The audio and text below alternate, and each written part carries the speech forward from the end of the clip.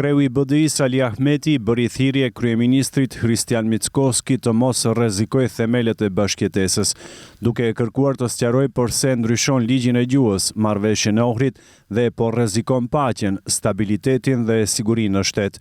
Ahmeti tha se bëhen përpjekje për të përçarë shqiptarët, duke marrë në qeveri ata pa legjitimitet. Po vazhduan kështu. Dhe po nuk patën shqiptarët përgjigje nga Hristian Mickoski në pyetjen që ja bën Bashkimi Demokratik për Integrim i gjitha forumeve, t'jap shpjegime përse VMRO nuk e tërheq iniciativën e ndryshimit të ligjit të gjuhës. Si kryeministër t'u jap sqarim shqiptarëve. Pse po ndryshohet ligji i gjuhës?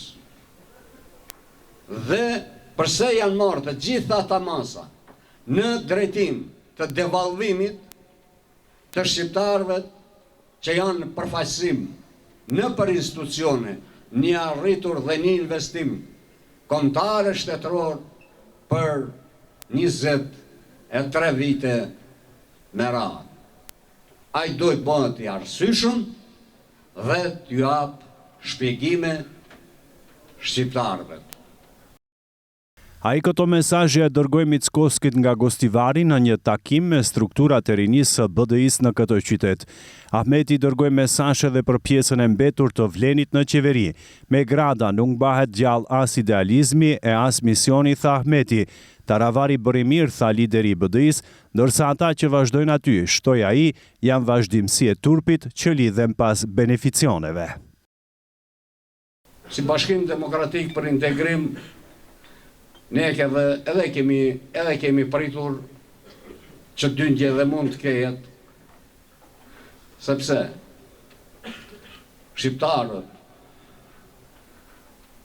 që shkuan të përfaqësojnë në institucione kanë qenë pa legjitimitet. Por nuk e ke legitimitetin, nuk e ke as forcën për të bërë dhe realizu program e platformë. Si ka pyet kërkush?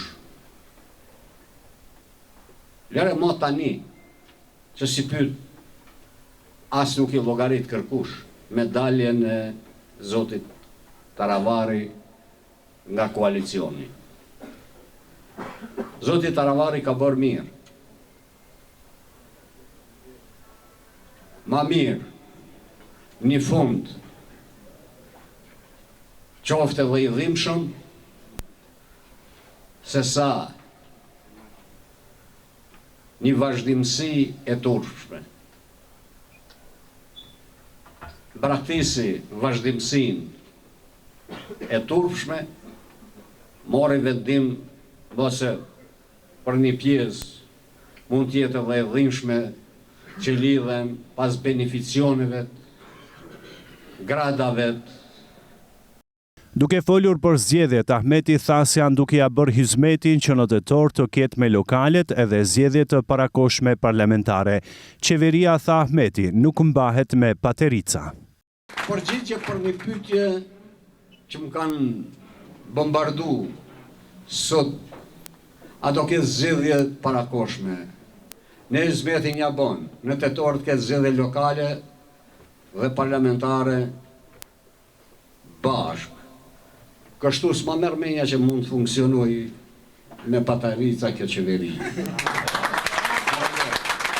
Gjatë qëndrimit në Gostivar, Ahmeti ka promovuar shefin e shtabit politik rinor për zgjedhjet lokale në Gostivar, ku u shoqërua nga Talat Xhaferi dhe kryetari i degës së BDI-s në Gostivar, Valdet Xhaferi.